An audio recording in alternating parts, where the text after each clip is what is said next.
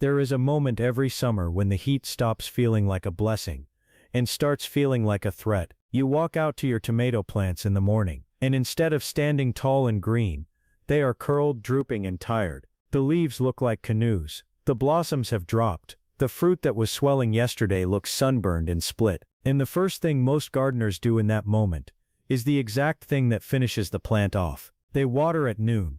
They strip the leaves. They feed it fertilizer when the plant is barely hanging on, and that fertilizer pushes new growth the roots cannot support. Tomatoes do not die from heat alone. They die from what we do to them in the heat. If you have ever watched a beautiful tomato plant collapse in July and blamed the sun, you were only half right. The sun was the stress. Your response was the killer. That changes today. I am going to walk you through 6 mistakes you need to stop making right now, while the heat is already bearing down and your plants are feeling every degree. Welcome to Garden's Heaven. This is where we grow food, flowers, and a little bit of wisdom, one season at a time. If that sounds like your kind of place, hit subscribe and let us dig into the first mistake.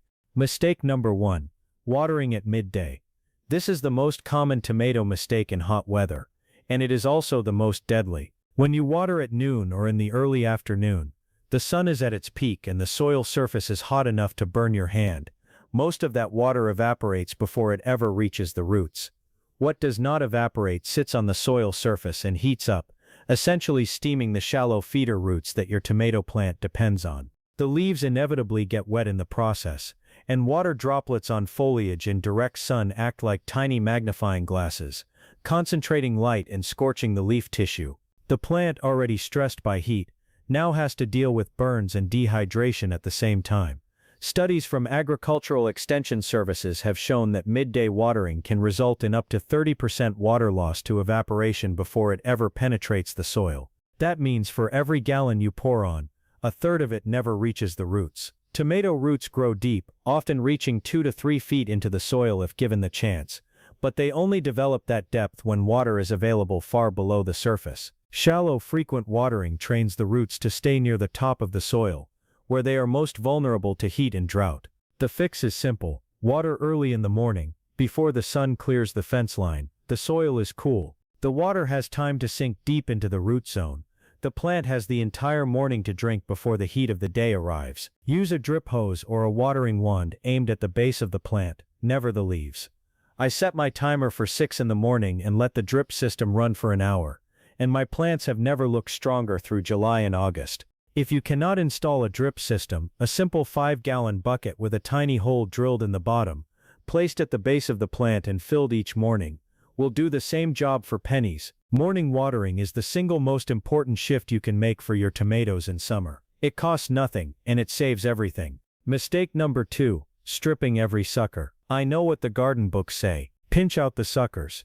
Keep the plant tidy. Direct energy to the fruit. That advice works beautifully in a mild growing season. It backfires catastrophically in extreme heat. Those suckers grow into leafy branches that shade the developing fruit from direct sun. When you strip them all away, you expose your tomatoes to the full force of the afternoon rays. The result is sunscald, pale, leathery patches on the fruit that harden and rot. The plant's own foliage is its best defense against the sun. Tomato plants originated in the Andean region of South America, where they evolved to grow in dappled mountain light, not the brutal, unobstructed sun of an open garden bed. They developed their dense, sprawling growth habit for a reason. The leaves protect the fruit. In hot weather, leave some suckers in place, especially those on the south and west sides of the plant where the afternoon sun hits hardest. Let the plant build a canopy. You can prune for airflow at the bottom but leave the upper growth alone. Your tomatoes need shade, and the best shade is the one the plant grows for itself. The leaves also transpire moisture, cooling the air immediately around the fruit by several degrees, which can be the difference between fruit that ripens beautifully and fruit that cooks on the vine. I learned this the hard way one July, when I stripped every sucker from a row of Cherokee purples and watched the fruit turn to pale, ruined leather within a week. The next year I left the suckers alone on half my plants, and those were the only ones that produced unblemished fruit through the entire heat wave. Now I only prune the bottom 12 inches for airflow, and leave everything above that alone. A well-leafed tomato plant in a sturdy cage will handle a heat wave far better than a stripped-down plant tied to a single stake. Let it grow a little wild.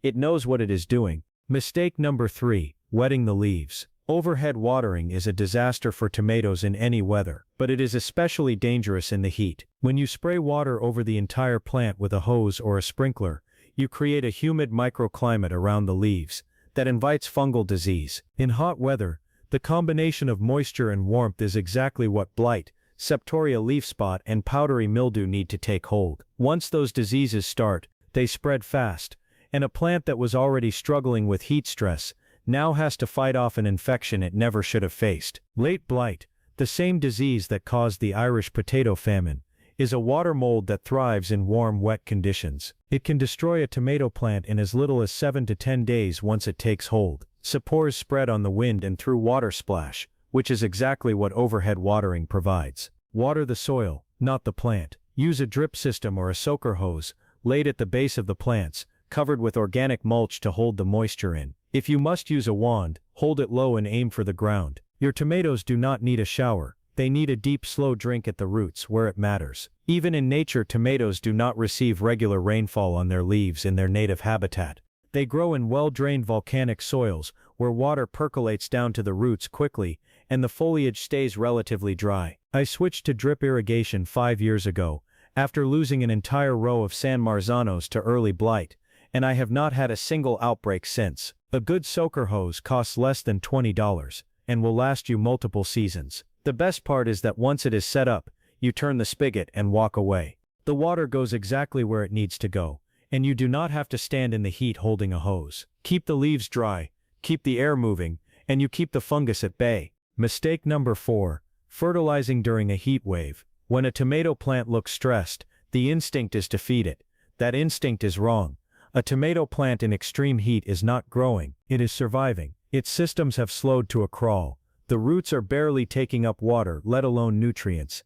When you apply a heavy synthetic fertilizer in those conditions, especially one high in nitrogen, you push the plant to produce tender new growth that is even more vulnerable to heat damage. Even worse, in dry soil, fertilizer salts can pull moisture away from the roots, causing burn at the cellular level through a process called reverse osmosis. The salts draw water out of the root cells, dehydrating the plant from the inside out. The plant wilts further, the leaf edges turn brown and curl. What looked like a rescue attempt becomes the final blow. If you want to support a heat-stressed tomato, do it gently. A light application of compost tea or a diluted organic feed early in the morning is the most you should do. Better yet, wait until the heat breaks and the plant shows signs of new growth, then feed it. The plant will tell you when it is ready. Look for new leaves, new blossoms, and a general perking up of the foliage. That is the plant's way of saying it has moved out of survival mode and back into growth mode. I keep a bucket of compost tea brewing behind the shed all summer long, and when the heat finally breaks, that is the first thing my tomatoes get. Commercial tomato growers in hot regions like California's Central Valley deliberately cut back on nitrogen during July and August for exactly this reason. They know that pushing growth in extreme heat produces weak, leggy plants that collapse under their own weight. Your grandmother probably knew this without ever reading a study. She just watched her plants and fed them when they were ready, not when she was worried. Patience is not just a virtue in the garden, it is a survival strategy. Mistake number 5. Pruning with dirty tools in hot weather. This is the mistake most gardeners never think about until it is too late. When a tomato plant is heat-stressed, its immune response slows down. It heals wounds more slowly. It produces fewer of the compounds that fight off bacterial and fungal invaders. If you prune during that window with a pair of shears you last used on a diseased plant, you are introducing pathogens directly into an open wound on a plant that cannot defend itself. Bacterial spot, bacterial canker, and early blight all spread this way. These diseases are not just cosmetic. Bacterial canker can kill a tomato plant outright, and there is no cure once it takes hold. The bacteria enter through wounds and colonize the vascular system, clogging the plant's internal plumbing so water and nutrients cannot move. The plant wilts, yellows, and dies, often within weeks. The fix takes 10 seconds. Wipe your blades with rubbing alcohol between every plant, or at the very least between every row. Better still, avoid heavy pruning during the hottest days of summer. If you must remove a broken branch or a diseased leaf, do it in the cool of the morning, and disinfect your tools before and after. Morning pruning gives the wound a full day to begin healing before the plant faces the stress of the afternoon heat. I keep a small spray bottle of isopropyl alcohol in my garden tote at all times, and I spray my pruners between every single plant. It has become as automatic as putting on my gloves. I also keep a clean rag tucked in my back pocket, and wipe the blades down after every cut if I am working through a row. It adds a few seconds to the job, but I have not had a disease spread through my tomato patch in years. A clean cut heals fast, a dirty cut kills slowly, and by the time you see the damage, it is already too late. Mistake number 6. Overwatering soggy soil. Heat makes gardeners panic, and panic makes gardeners overwater. They see wilted leaves in the afternoon and assume the plant is thirsty, so they soak it. Then they soak it again the next day, and the next, until the soil is a muddy, airless mat. Tomato roots need oxygen as much as they need water. When the soil stays saturated, the roots suffocate, they rot. The plant wilts further, not because it is dry, but because its roots are drowning and can no longer take up anything at all. Blossom end rot, that dark leathery patch on the bottom of the fruit, is often triggered by this exact cycle. Too much water, then not enough, then too much again. The calcium in the soil becomes unavailable to the plant, and the fruit pays the price. A single mature tomato plant needs about 1 to 2 inches of water per week during hot weather, delivered slowly and deeply, not in daily sprinkles. More than that and you are doing more harm than good. The rule is simple: water deeply, then let the soil dry before you water again. Stick your finger into the ground up to the second knuckle. If it feels moist, walk away. If it feels dry, give it a long, slow drink in the morning.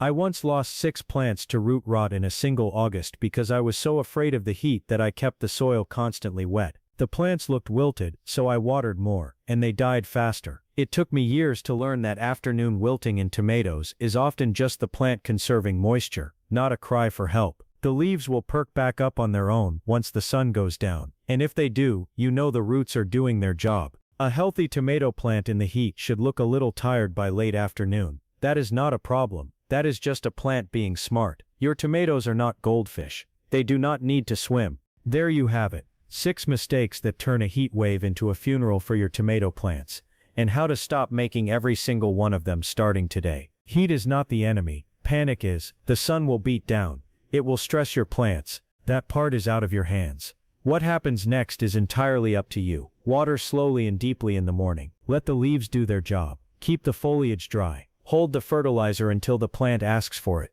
Clean your tools like a surgeon. Let the soil breathe between drinks. Those 6 things will save more tomato plants than any product on a garden center shelf. If you have lost tomatoes to the summer heat and blamed yourself, let that guilt go. You just did not know. Now you do. If one of these mistakes hit close to home, tell me which one in the comments. And if you want to keep growing better, smarter and more peacefully, subscribe to Gardens Heaven. New videos come every week to help you tend your little patch of earth with confidence.